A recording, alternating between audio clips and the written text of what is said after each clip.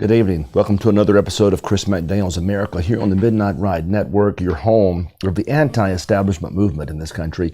With me, as always, Jack Fairchild. Jack, how are you? I'm doing pretty good, Chris. Good to have you back. It's good to be back, but it's been a tough day. As you can tell, I am dressed for success. You today. are. I am. I had a mediation all day yesterday, so I was in a suit all day, very uncomfortable, and I've told myself that because I've worn suits my entire life, whenever I don't have to wear a suit, I don't like to wear suits. So here we are today, sporting Meridian Community College.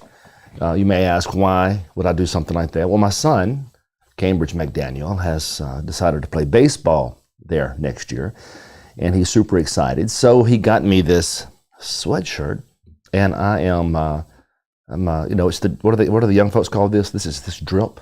It's swag. It's swag or drip something. I'm dripping today. We're trying to be hip. Yeah, the thing is, all the kids now wear hoodies. I guess to be really hip, Jack, it's 40 degrees outside. I could have wore shorts in the hoodie. That's what most of the kids do nowadays. There doesn't seem to be any recognition of warm legs anymore. But the point of the matter is, I'm disturbed. You knew that already, of course, but even more so now. I've been traveling a bit with work, and I've been able to talk to people about the political environment in this country. Politics always comes into play. And you may ask, why is it that I have the beard, and why is it that I have the cap? And my friends already know this intuitively, I think, is that it's rare to go anywhere as a politician or someone involved in politics, even still today, and not have to talk about politics. And Jack, I am tired of talking about politics.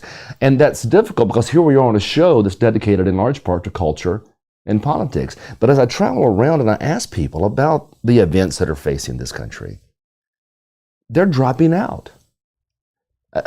Seriously, I get it. People aren't paying attention. And I for the first time in my life, I kind of understand that.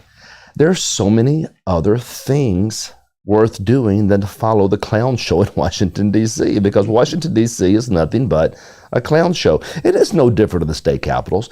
It doesn't matter if you have a hall of power, whether it's Jackson, whether it's Washington. As a general rule, now I realize there are exceptions to this general rule, but as a general rule, it's the lowest common denominator. These people are the worst of the worst. Show clowns, right? Just dancing for the lights and the circus. And I've told you 1,000 times, especially when it comes to these hearings. And trust me, all day, nothing but hearings on TV. All day yesterday, nothing but hearings on TV. And the entire country, well, my bad, that 3% of you that's still watching is focused incessantly and obsessively on these hearings. Now, this is the problem, because I asked the question starting the show, is D.C. so dysfunctional that it cannot be saved? And I think I'm answering my own question with this monologue. It's so dysfunctional that A, no one seems to care anymore, and B, the ones that do care are so preoccupied with the color scheme, that is, us versus them, they can't seem to differentiate right from wrong. Now, the hearing, we've talked about these hearings before in the past. I can't watch them anymore. It's orchestrated madness. Everybody up there, whether Republican or Democrat, they're not trying to get to the truth of a matter. They're trying to score points in front of a camera. And that's a big difference. And then making matters worse, Jack, have you ever heard of townhall.com? I have. Okay, it's a fairly reputable online site that's dedicated itself over the years to talking about conservative issues. But even Town Hall now, it's more about political brawling than it is political news. I'm going to give you an example. Did you see the nomination fight yesterday for the Secretary of Defense? I saw bits and pieces of it, yes. Right. Here are the headlines. So-and-so pounds so-and-so. Yep. So-and-so gets so-and-so. Not that anybody gives one damn about that, because the country is still falling into disrepair, but everybody is so busy trying to get a zinger in a committee hearing so they can make Fox News or CNN. Nobody's really probing or asking serious questions. I watched the Democrats attack nominees for multiple hours yesterday, and I'm not sure any of it in the overall scheme of things really matter. Am I wrong? No. Can any of you tell me one vote that changed? I'm serious talking here. One vote after all that circus and lights. One vote that changed. None. Those boys got their marching orders, and they're not going to change, both sides. So you go through this orchestration, and we watch it. It's not even good theater. Remember when we were kids, our parents used to watch what they called the stories. Remember the stories? No one outside of Southerners knows what it means when I talk about the stories. Those are the soap operas. And you might recall the soap operas, I guess they can be compelling. It's the same storyline over and over and over, just recycled every 6 or so years. But the actors aren't exactly, and I'm not trying to be hateful, because you still have to be very talented to be in a soap opera, but it's not exactly Academy Award winning performances. No, is that a fair assessment? I think it's very fair. And it could be the lighting. It could be the script writing. It could be those long drawn out pauses and that melodramatic music that makes it so intriguing to older women over the age of 60. Yeah. I'm not sure what that means. But what I do know is they're even better than what I've been watching on TV with the hearings in Washington, D.C. Absolutely. They're even better. So I don't understand where we are as a country when that type of drama is considered entertainment. I mean, it's supposed to be a big deal. You're selecting a cabinet, right? From a presidential series of appointments that have to be confirmed by the Senate. You would think the questions would be probing and intellectual, not gotcha. That's all they want. Gotcha, right? Okay, but now hear me out here. The Founding Fathers warned us about being a country where the price of liberty was eternal vigilance. For those of you that don't speak Founding Father, that means you got to pay attention, right?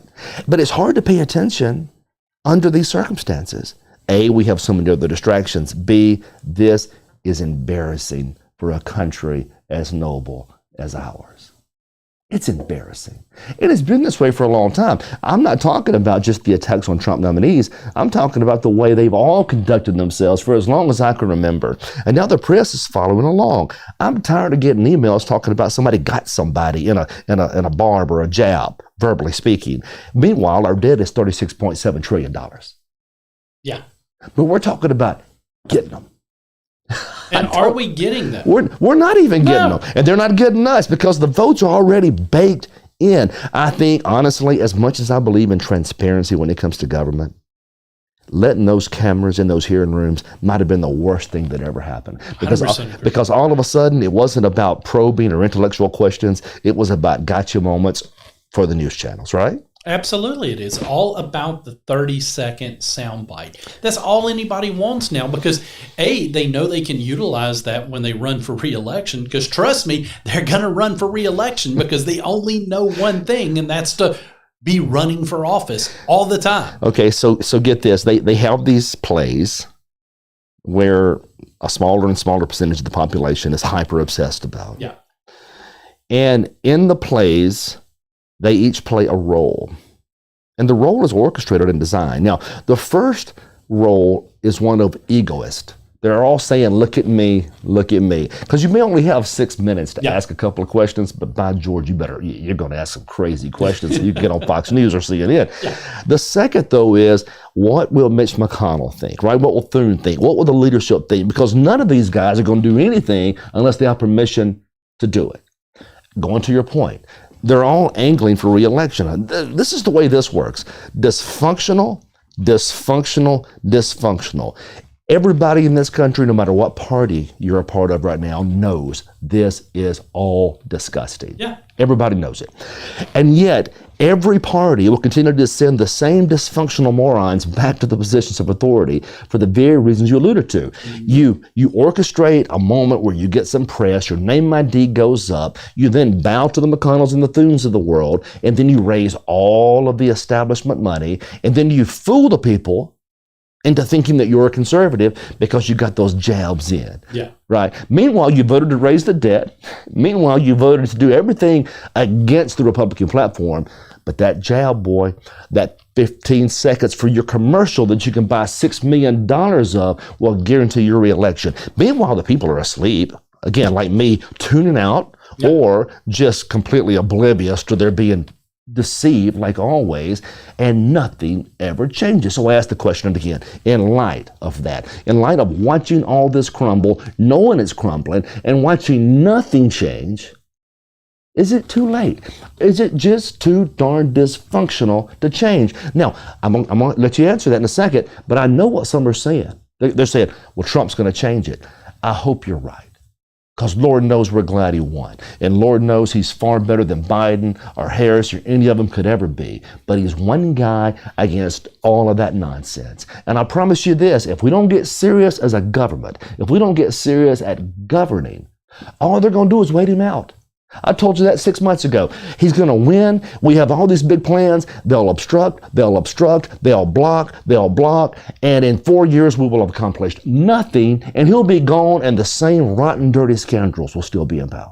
Absolutely. And much like a predictable soap opera, you told me that 6 months ago. You told me that 3 months ago. You told me that a month ago. Yeah. Because you know it. You see it. It's happening. That's not an insult when I say that's as predictable as the soap operas. That's just a fact. It is. And to answer your question, is it too late to fix the dysfunction in Washington? Yes, because we've already created a culture. We've created a culture of people that love these 30-second sound bites. We've got a media that placates to that. They're the very ones. It's not just Town Hall. I know Chris called out Town Hall. They're a conservative news outlet, but go look at your mainstream media outlets, and how many times do you have AOC burns? Okay, now you're on to it. Let me tell you why they're doing it, okay? And the people are saying, why would they write those things? Here's why. Clickbait nonsense. Yeah. We are all so clickbait worthy nowadays. They write it because there's something about us that wants to see somebody get burned, right? And so we click on that, and it gives them the read that they so desperately desire. It's another reason that disinformation flows so quickly online, because the more vibrant or dramatic or bombastic the headline, the more clicks it gets. And people, God bless them, many of which don't do any independent research, believe whatever they see online. I know a lot of old ladies like that. I mean, people I love dearly. You let them see anything on TV, and it is the absolute truth. Well, young people are like that when it comes to digital marketing. We read something on Twitter, we think it's accurate, but it's not. And here we are, the disinformation continues, the flow continues, and we wonder what's wrong with this country. Well, we can't right the ship. Meanwhile, serious proposals are being floated that we rename the Gulf of Mexico to the Gulf of America. Lord, help us all. $36 trillion in debt, no end in sight, but let's change the Gulf of Mexico to the Gulf of America. That'll show everything. That'll show those Mexicans. No, it's silly. Yeah. It's silly, but it's the kind of thing that gets clicks and drives conversation. Here we are even talking about it. Meanwhile, the real issue, and I keep saying this not to bore the audience and not to bore you or anybody in this room, there is no greater threat to this country. Hear me out. There is no greater threat to this country than the national debt. And we all ignored it. So we can name the Gulf of Mexico the Gulf of America. Now, the first time I heard that idea floated, it was from a Democrat in Mississippi. His name was Steve Holland. He introduced a bill about 10 years ago to make the change. He was doing it for giggles. Now, this is mainstream policy. And again, I'm fine with it if you want to do it. I don't care what you call it. But is it really the kind of issue that demands seriousness in a country that we all know is just about to fall off the edge? No. I mean, we don't want to be grown-ups in when it comes to our elected officials. They don't want to be grown-ups because, again, if they tell us the truth, Chris, and you know this, they tell us the truth about how close we are to driving off the financial cliff, we're not going to vote for them again. We're going to be too scared.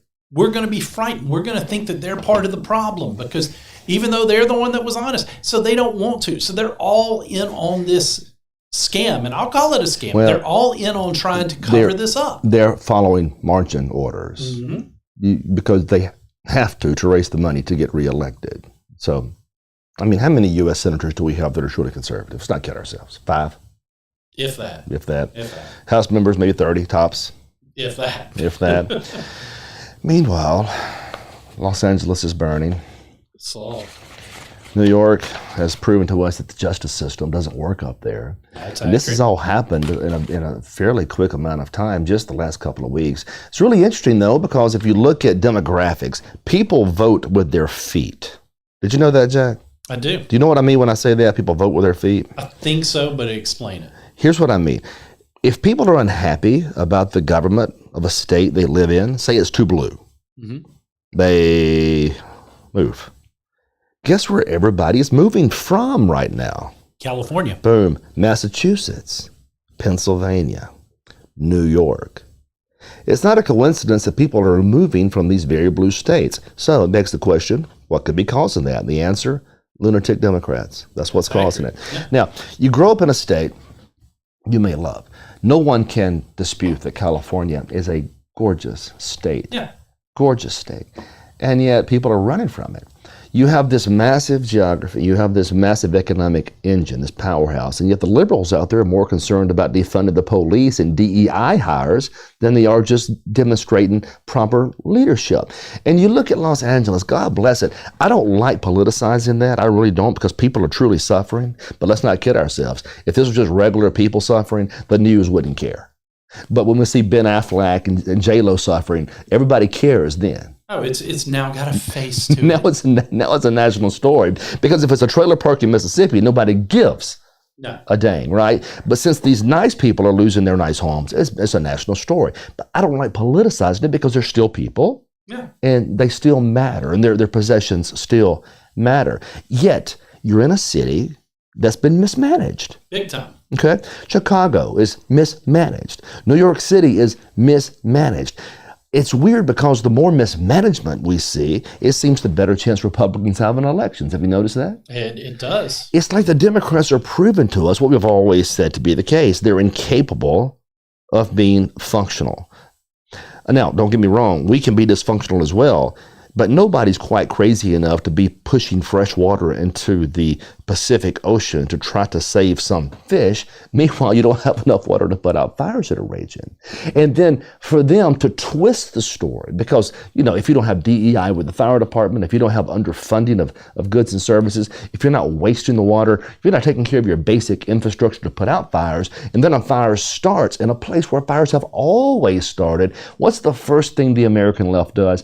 They blame global warming. Of course. Of course they do, because it couldn't be your ignorance and leadership. It has to be global warming. Drained reservoirs that are supposed to be there to help put out these fires. No, it's global warming. But you see the problem, though, how everything is so distorted. They scream at Trump for trying to politicize the issue, and yet the first thing they blamed it on was Trump and global warming. They politicized it immediately. Yep. I get both sides to a certain extent, but if you ask me, if you can't find the true source of the problem, which is leadership, how do you ever solve it? You don't. And so you've got all these problems out there that could have created this dilemma. It could just be a weather phenomenon. It could be a lunatic arsonist or two somewhere out there. But here's what I do know. Leadership plays a role in many of those things. And whether you're in Massachusetts or New Jersey or New York or Pennsylvania, people are leaving. Do you know where they're going? Texas, Florida. Good guesses. Texas and Florida, South Carolina, North Carolina. How about that? All southern states that are red. And I promise you this, if Mississippi had the intelligence to reduce or eliminate its income tax, you would see the same type of influx to places in Mississippi, because Tennessee was fifth on that list. So 3 of those top 5 don't have an income tax. That's not a coincidence. No, it's not. But leave it to Mississippi. They'll never do it because they're too busy trying to spend your money. Yeah. Dimwits. We've got to have that revenue. Dimwits. Why do you have to have a revenue? Well, because they want power. Exactly. They want to decide how it's spent. Knuckleheads want to get reelected by spending the money they stole from you in the first place. Anywho, the point of all that is that the Democrats are showing how dysfunctional governments can be a problem in cities, just like Washington politicians are showing how dysfunctional they can be and how that creates problems. Now, I'm going to bore you with this, Jack, and I got to go in a few minutes. I told you this was going to happen. I still got to talk about Facebook. I still got to go back to the debt for a moment.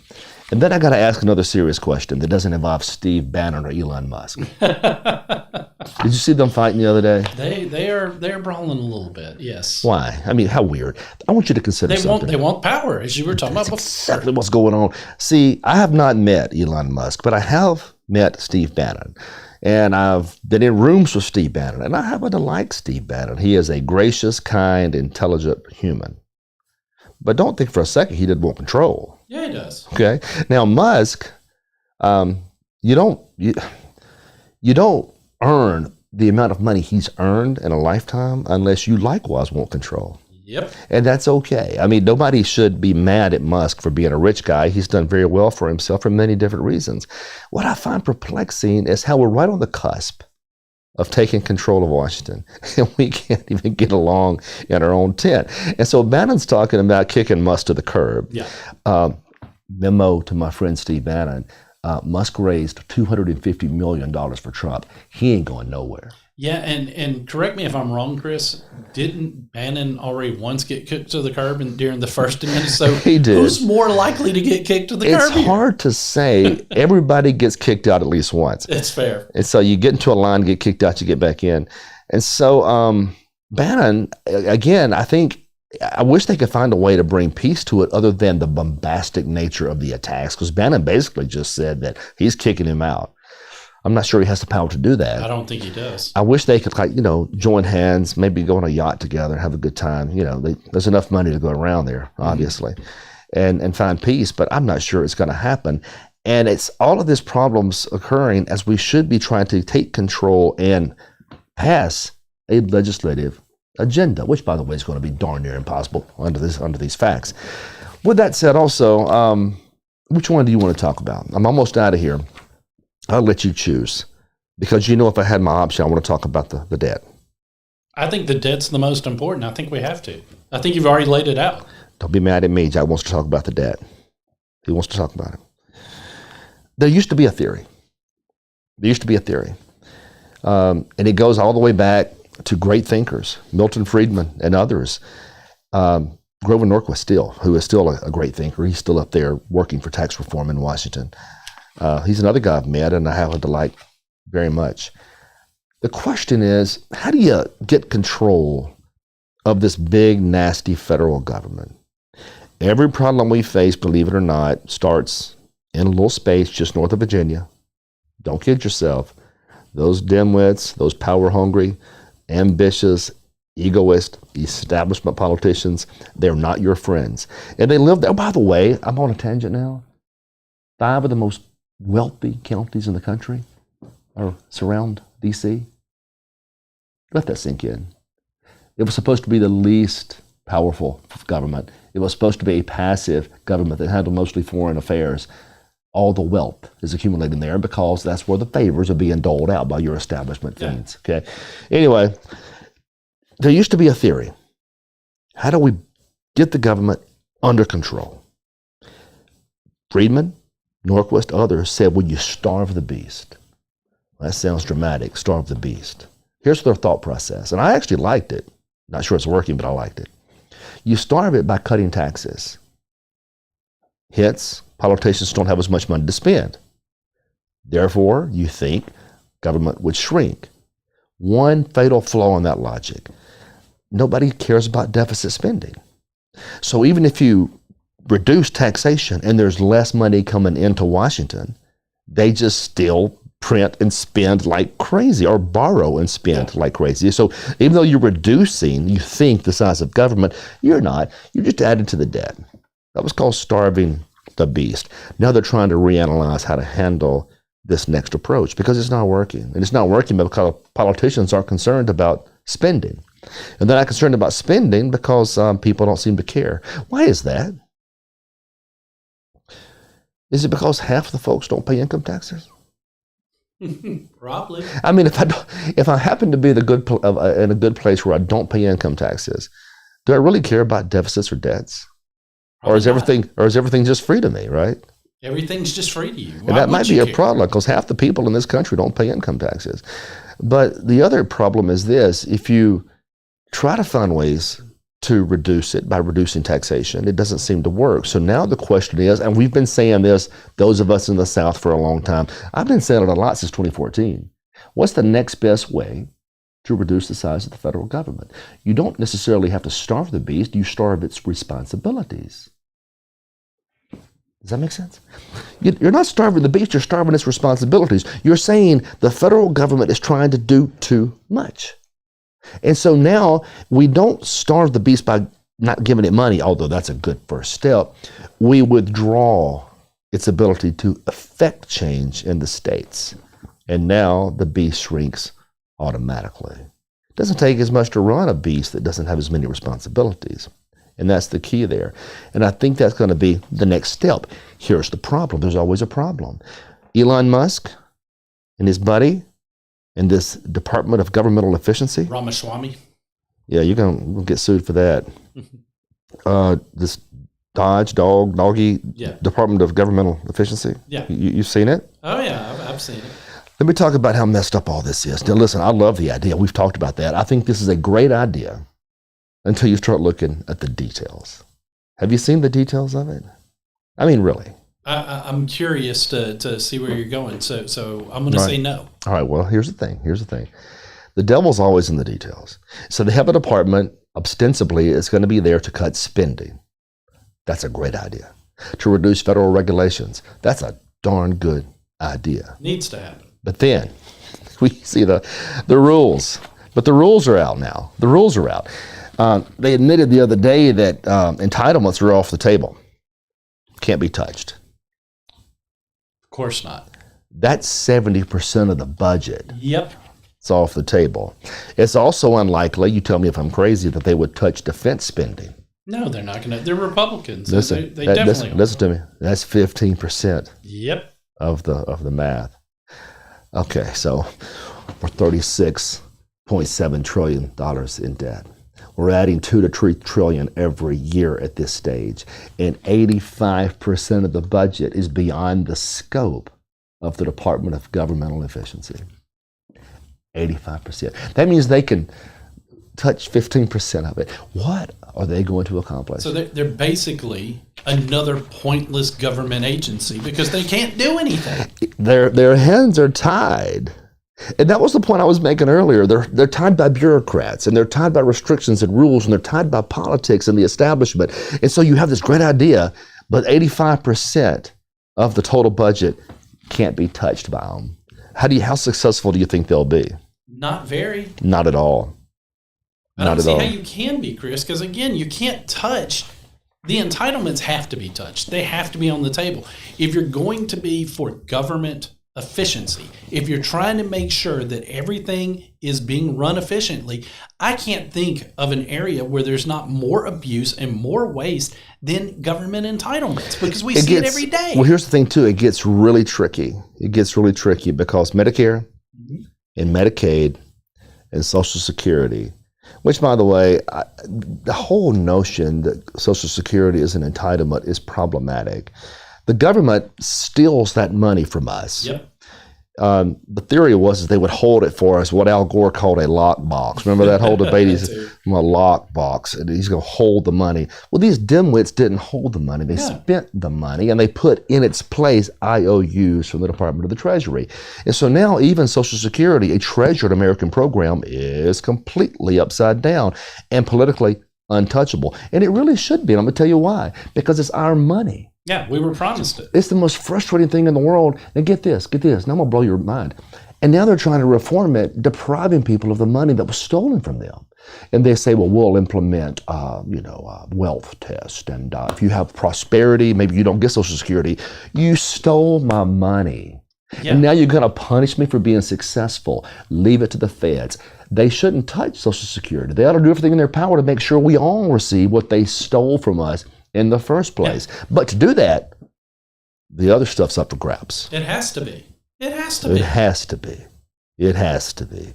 they're not given the option to do that. And so here we are stuck with 15% tinkering around the edges.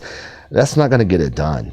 Well, maybe Bannon's not going to have to do much to get Musk to leave. Maybe once Musk realizes he can't do anything that he's supposed to do, he'll just leave on his own anyway, right? Well, there's a thing, though. Remember, he's a rich man because he does have an ego. And again, nothing wrong with that. I mean, we need people that are driven out there that want to make wealth and create opportunity. But he ain't going nowhere. As long as he can be there trying to effectuate change and be seen, he's not going to leave. And again, nothing wrong with that either. But that's just his personality. And I don't see an issue with it. In fact, I happen to like him. I do too. I think he's probably a bit incorrect on that HB1 visa argument they were having. But at the same time, there's a lot of things he's right about. He seems to be very libertarian in his thinking. He seems to be small government in his thinking. And you know what? That's my kind of guy. Yeah. in that sense. I hope they can all find ways to get along. One more thing that I'm getting out of here real quick. No rush. I'm not going to leave it to you for too long. I know you panic when I do that. I think I'm good. All right. Facebook. I don't know what to think about all this. I know what it is. And I know it's purely because of power and wealth and prestige and trying to maintain relevance. But I also know what they were, and that bothers me. And it's not just what they were, it's what they are still. So Zuckerberg has had a change of heart. Yeah. He's had a change of heart. Yeah. He's going to get rid of the fact checkers now after all this nonsense, after banning people, after putting people in Facebook jail. I have been in Facebook jail for doing nothing wrong. Shadow bans. I will get to that. He's done all of these things over the years, and now he's seen the light. I don't believe it for a second. No. I think he's seen the cultural shift. Now remember, in a country like ours, and this is probably going to offend conservatives and liberals when I say this, in a country like ours, we have to live in a place of potential offensiveness at all times. It's the price we pay to be free. Yeah. If I value the right of free speech, it can't just be for me, it has to be for you as well. Or, the liberals out there, they have a right to speak their minds, even when it infuriates me. Free speech is a cornerstone of our democracy, of our republic, and it should remain as such, because when people are free to speak, ideas flourish, right? And when they're afraid of speaking, what happens is they go under the table, so to speak, and they have those same conversations but hidden away somewhere. And it creates resentment and anger and potential revolution, is what governments have seen our entire historical existence. So the key for speech is it actually has a cool way of basically diffusing anger. I mean, it makes us angry kind of in a short-term sense, but once we have our say, we feel pretty good about it. So when you begin to outlaw speech, you really create a lot of anger, a lot of hate, a lot of division. But there's a couple of ways to outlaw speech, right? One is you can penalize somebody for speaking. The other is you can shame them or censor them from speaking. Either way is the same result. It ticks people off. They feel like they can't speak their minds. Americans have got to be able to speak. And I have to close my ears if I don't like it, or just smile and bear with it if I don't like it. But I should never try to censor or silence my opposition, or even people that are dead wrong. You know why that is? Because the marketplace of ideas has a really cool way of sorting out bad ideas. So you're on social media, and there's a bunch of junk flying around. Well, conversely, there's others out there saying, no, that's not accurate. And it creates a place where people can discuss it, and hopefully the truth is discovered. What Facebook did, they tilted that away from truth. I'm going to give you an example. And I've used this before, but I thought it was really interesting. You could have half of a fact wrong, even an insinuation wrong. And Facebook would ban it and say it's been fact-checked and can't be published. Yeah. Here's the example. Paul Revere. He screams, the British are coming. The British are coming. Facebook says, not all the British are coming. That's a lie. You see what I'm getting at? Yeah. And the problem with that is it creates these weird divisions where these weird little nerdy people somewhere in California are making calls about what's right and wrong with speech. That's not appropriate. It wasn't appropriate when Zuckerberg allowed it. It wasn't appropriate when he encouraged it and hired people to do it. Now, Trump wins and he thinks, uh-oh. Well, here's the problem. Your fact checkers are gone. But what about your other series of censorships? Yep. Shadow banning is the biggest problem for conservatives that we have. You don't think it's true? Come by my page. There was a time, I've got about 310,000 followers on that page. And there was a time the content would hit millions. I remember. Not 10,000, 100,000, millions. And every so often for the last 6 years, it's been turned slowly down. I'm not the only one. Anybody out there that has a podcast or a Facebook page dedicated to politics, it's been turned down. Zuckerberg, that's censorship too. Here's what pisses me off, and I shouldn't say those words, but here's what makes me really mad. All the years of cultivating a base of people, right? Mm-hmm. And what did Facebook originally say back in the day when we were trying to cultivate? They say post daily, have good content, attract people to come to your Yeah. page, ostensibly so they would view the stuff you posted. And then by turning the algorithm down, you hid it from them. Mhm. So now he's not just censoring, he's lying. It's fraud, writ large for all to see. So no, I don't like what's happening because I think I know what the deal is. I want to see full openness. But man, you may not like politics, but it has an equal place in the Facebook universe, or it should. Yeah. In fact, political speech is probably our most protected speech. Did you know that? It should be. Should be. I mean, think about it. There are different categories of speech, right? I mean, some would say pornography is speech. I don't think so, but some would say that. But certainly, if you were to compare pornography to politics is an elevated level because it impacts the government and how we, choose to socialize ourselves, right? Religion is a very important part of speech. I don't want censorship, even if it's indirect. I don't need a fact checker, but I don't need to turn down the algorithm either. Does that make sense? It makes perfect sense, Chris. I mean, you talked about people that have a podcast. If you're a conservative and you have a conservative page, you have felt this sting. Hosting the Right Side radio show, I had my own Right Side Facebook page. There was a time it was growing very well. And then, as you talked about, the last 6 years, the growth is non-existent because we've been shadow banned. We've seen it. You've seen it on your page. It 100% has happened, and it hurts our ability to grow, not just my podcast, but this very show right here. Well, but meanwhile, if you have a page that's basically giving out tests, trying to figure out what type of potato you are, those pages are taking off. Everybody's watching those. And if you have a celebrity page, and that's interesting because I bet you that if Little Kim talks about politics, it's not censored. Well, leftist politics is never. Is she still a rapper? I don't even I probably know. shouldn't have used that example. What's another example? If Taylor Swift talks about politics, they're not banning I bet they Taylor wouldn't Swift. censor that. No. But let Ed down there, South Jones County, talk about it. He's gone.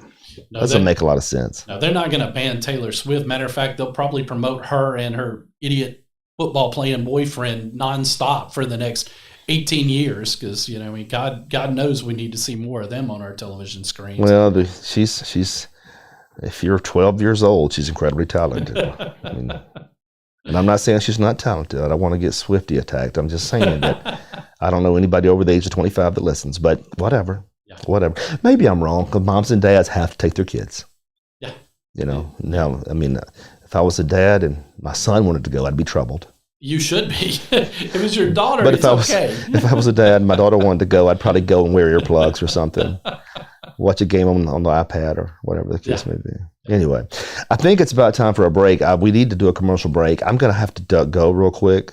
But Jack, thank God, you only have to carry this for 15 or so more minutes. And it's, I do an hour-long show. I know you do. Nobody's seen it, but I'm sure it's out there somewhere. Well, it's audio only for a reason. Jim's the only reason I'm on camera. It's been censored. It's been censored by Facebook. All right. Well, listen, I've had a good time with you.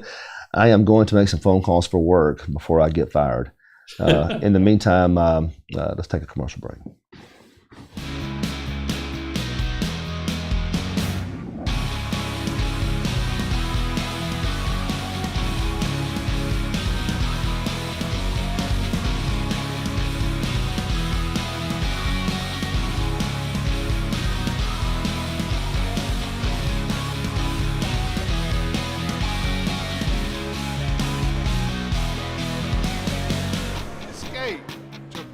Resort.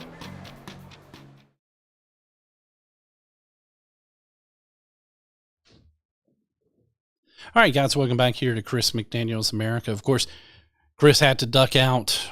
Again, happy to have Chris back this week, because the last couple of weeks, of course, he's work has gotten the better of him. And this week, at least, he was able to give us a good 45 minutes, so we're happy to have him back.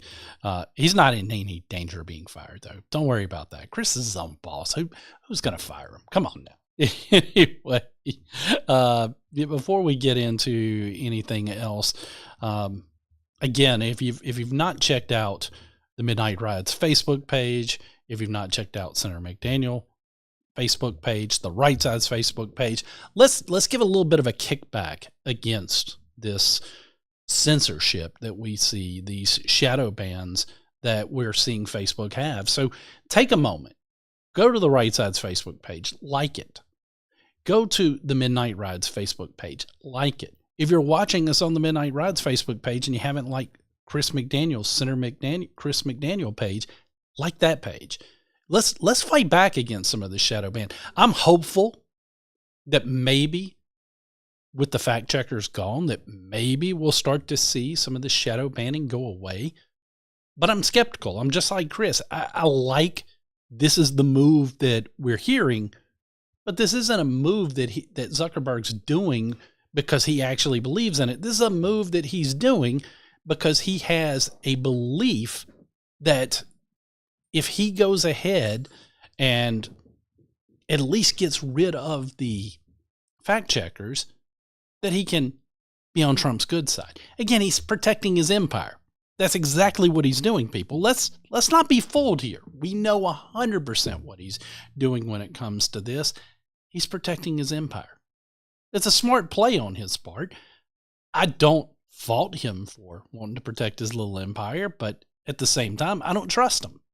And with good reason. We've seen it. So again, that's how we can combat against it.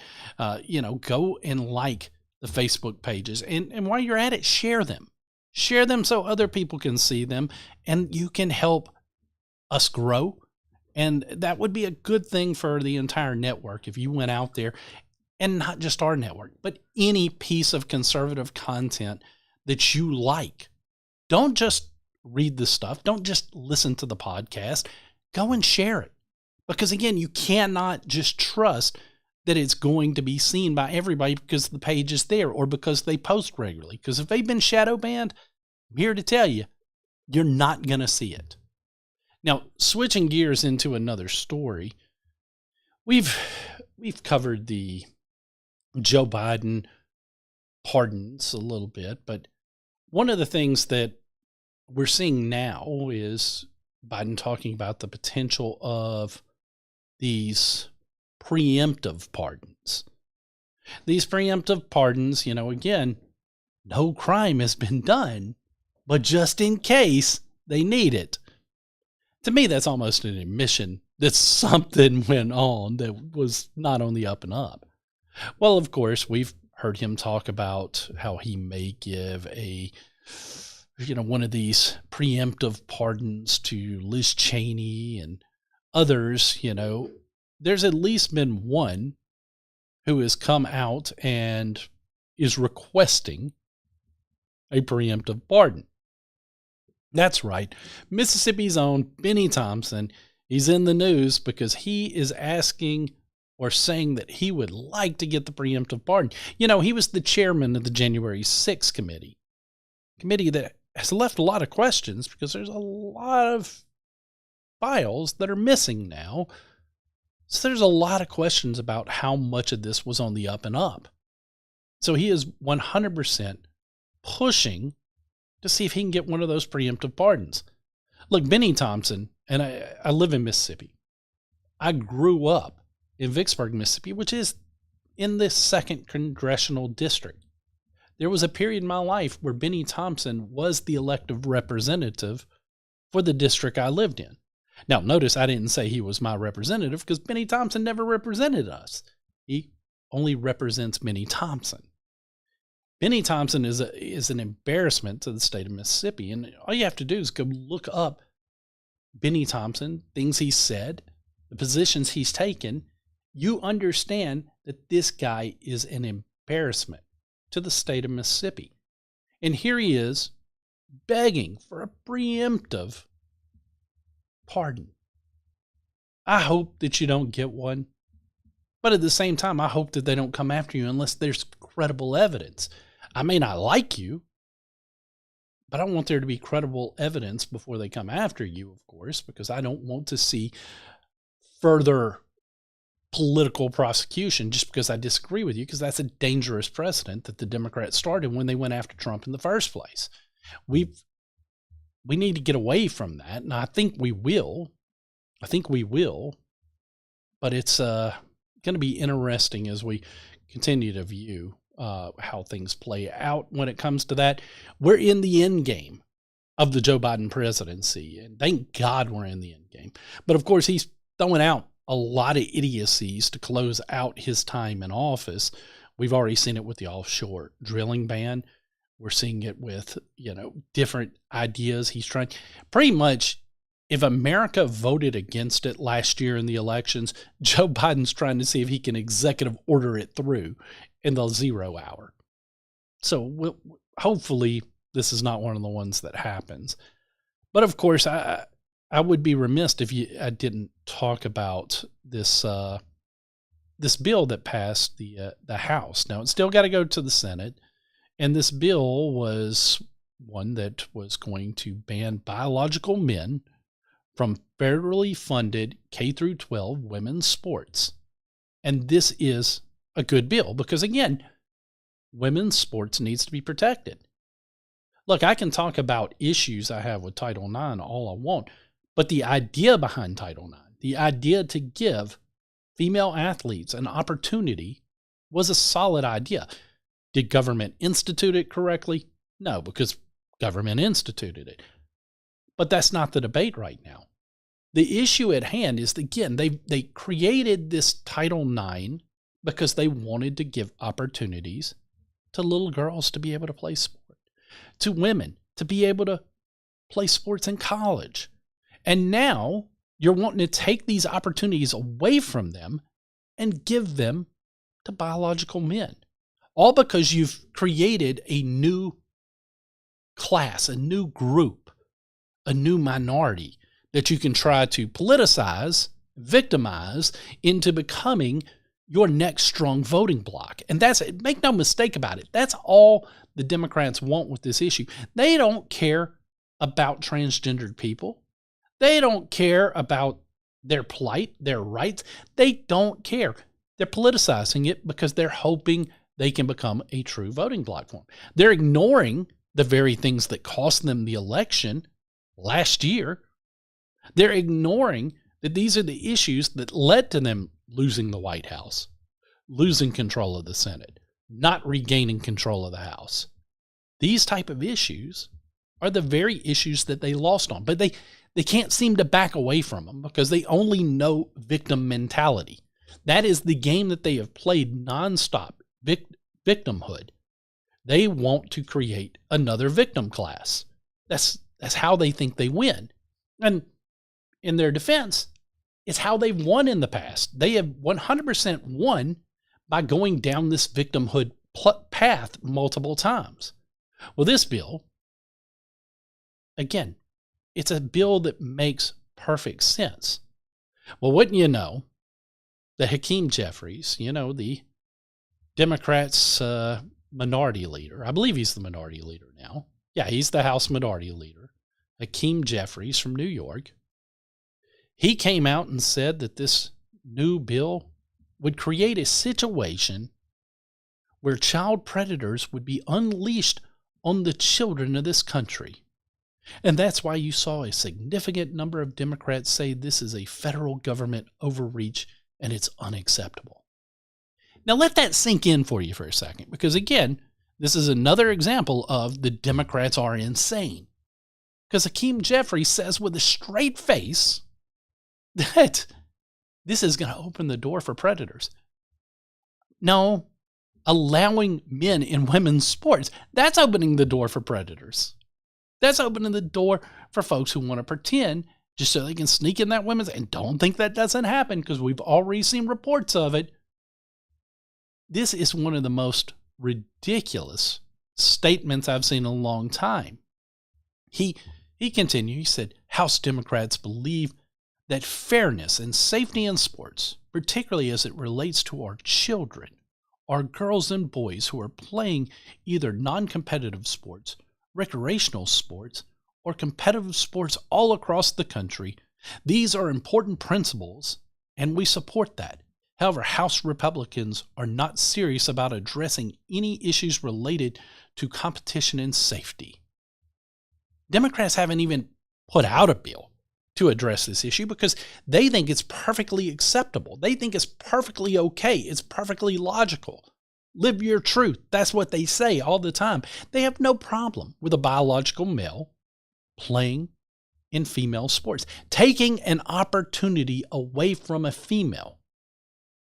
Let's look at it this way.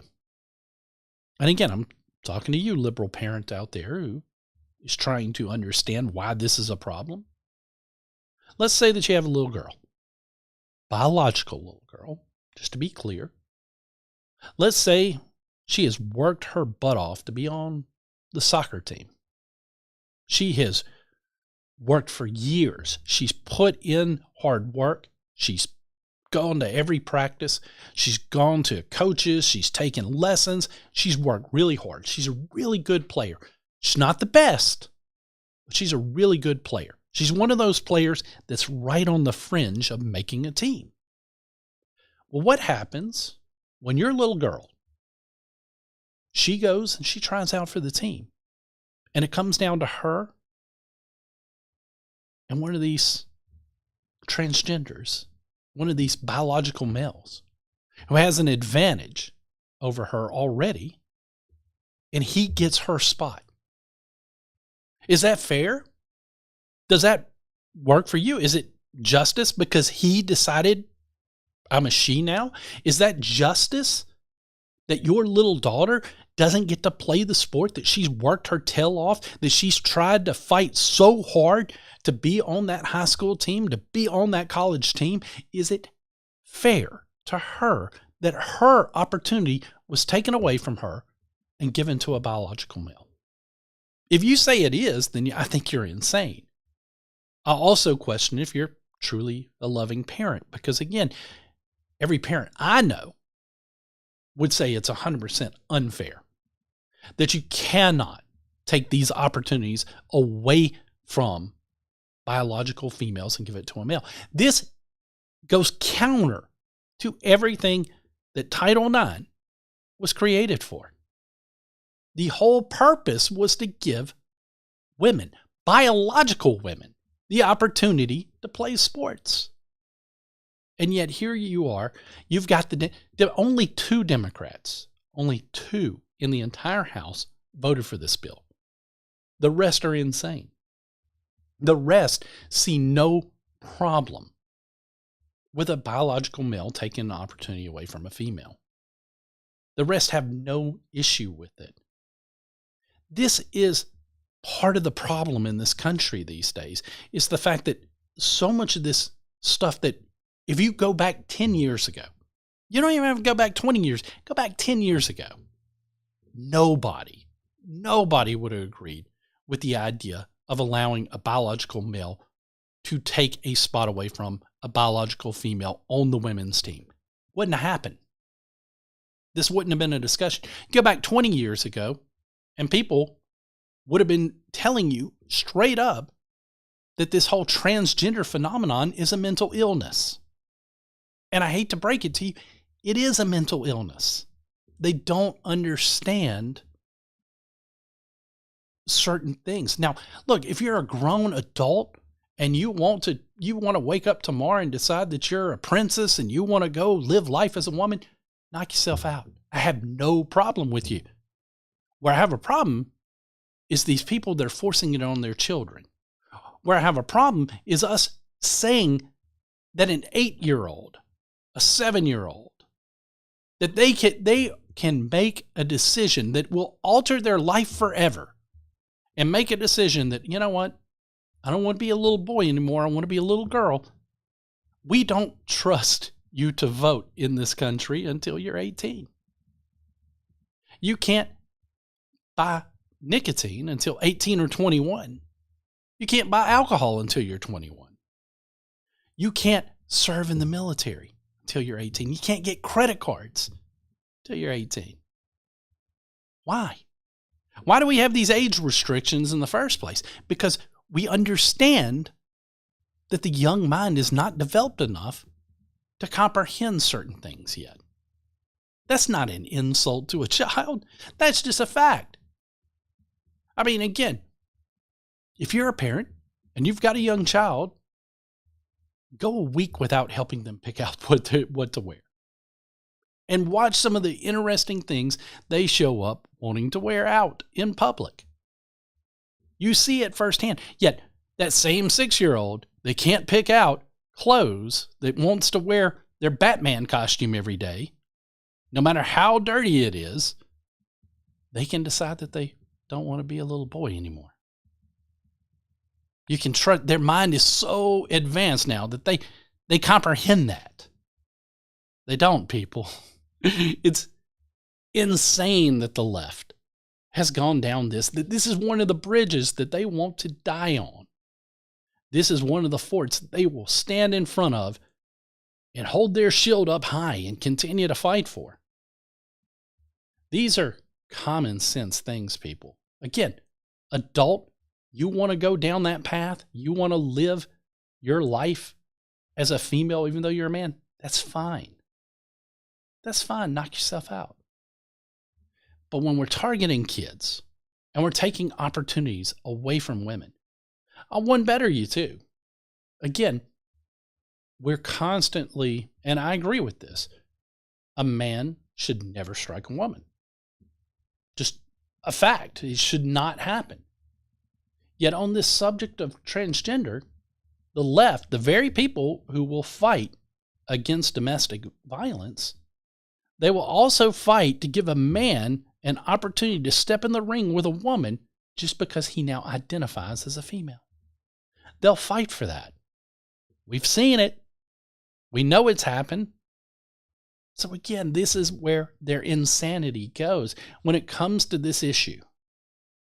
This is an issue that should go away because, again, common sense at some point should prevail, but it just never seems to prevail. It never seems to get to the point where we are able to move in the correct direction.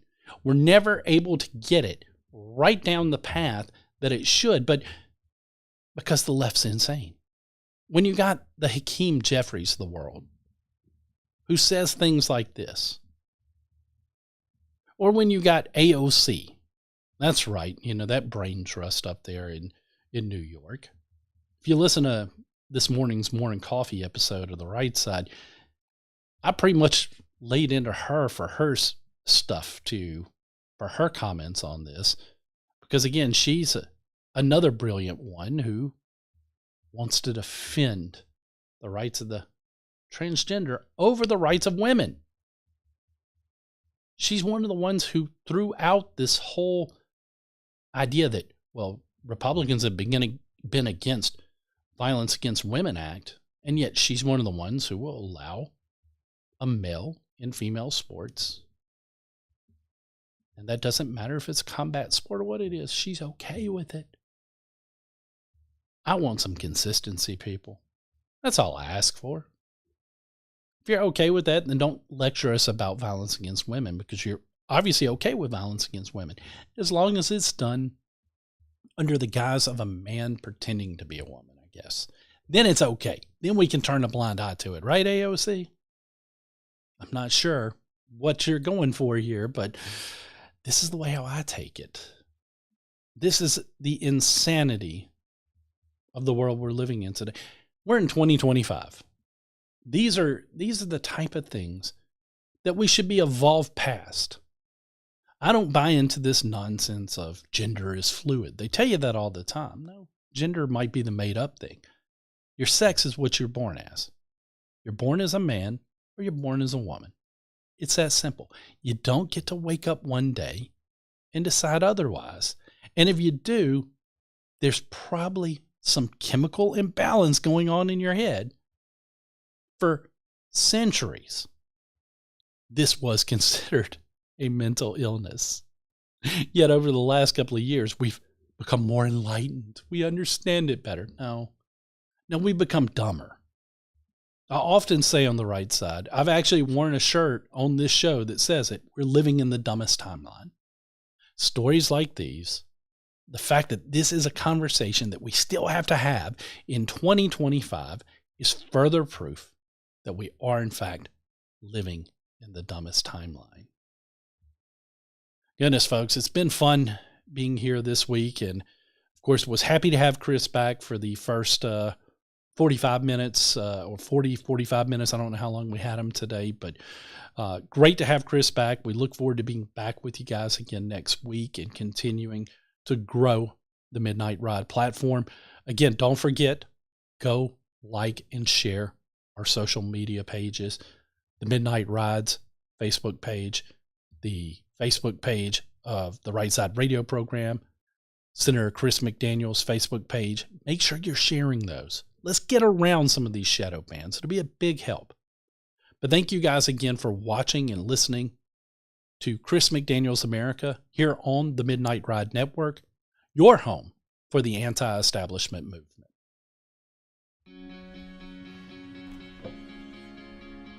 Looks like you've been sleeping well, Megan, he's back. The My Pillow guy. and you're looking good. Still feeling good. Well, just when you thought it couldn't get any better, we've got the best pillow ever, My Pillow 2.0. Wow, it's so soft and smooth. It's cool to the touch. How did you do that? Well, we took My Pillow's patented fill and combined it with this new technology that we didn't have back then when I invented My Pillow to bring you the best pillow in history, My Pillow 2.0. Just like all of you, I never imagined that My Pillow could get any better. That's why I haven't changed it in nearly 20 years. Then I heard about a revolutionary new technology, and I knew I had to bring it to you all. My Pillow 2.0 is truly the next generation of My Pillow. The My Pillow 2.0 is cooler and softer than the last My Pillow. It is so comfortable to sleep on at night. I look forward to going to bed, and I wake up well rested in the morning. Sleep is all about temperature and height. My Pillow 2.0's patented adjustable fill is going to give you the exact individual support you need from your head to your bed. And now here's where it gets even better. We've all experienced those temperature-related sleep interruptions where you get too hot, you toss and turn, you flip your pillow over to the cool side. Well, all that's gone with my brand new My Pillow 2.0 cooling fabric that's made with temperature-regulating thread. The best sleep just got even better. Whether you have a MyPillow or not, you need to get the brand new MyPillow 2.0. Call or go to MyPillow.com now. Use your promo code, and for a limited time when you buy one, you'll get a second one absolutely free. You're sleeping even better. And cooler, too. And you're looking good. Feeling good. I knew you would. Visit mypillow.com.